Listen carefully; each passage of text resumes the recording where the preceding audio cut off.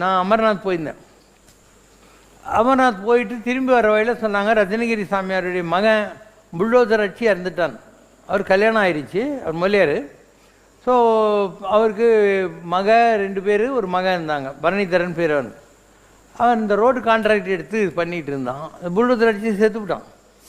இப்போது நான் அவருக்கு லெட்டர் எழுதுகிறேன், இந்த மாதிரி பரணிதரன் மறைந்து விட்டான் என்ற செய்தி கேட்டு ரொம்ப வருத்தம்.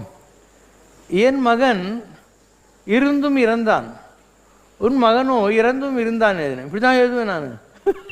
அதாவது எனக்கும் தான் ஒரு பையன் இருந்தான், ஓகே, அமெரிக்காவில் இருக்கான். இப்போ எனக்கு ஒரு பொண்ணு இருந்தால், அவளும் அமெரிக்காவில் இருக்கா, மனைவி அமெரிக்காவில் இருக்கா. குடும்பத்தெல்லாம் நான் விட்டு தான் சாமியானேன். அவங்கெல்லாம் நல்லா இருக்கிறாங்க, அமெரிக்காவில் சிறிதுன்னு ஆகி போயிட்டாங்க. அப்போ எண்ணங்கள்லேருந்து தானே இருக்கிறது இல்லாததெல்லாம். நான் என்றைக்கோ விட்டேன். ஜனவரி மாதம் 16ஆம் தேதி 1999 குடும்பத்தை விட்டுட்டு சாமி ஆகிட்டேன். நான் முழுக்க விட்டுட்டேன். நான் அதுக்கப்புறம் தனியாக தான் இருக்கிறேன்.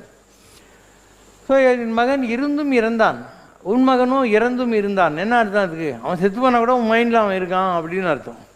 இப்படி ஞானத்துலேயும் பல விஷயங்கள் இருக்குது, கற்றுக்க வேண்டியதெல்லாம் பல விஷயங்கள் இருக்குது.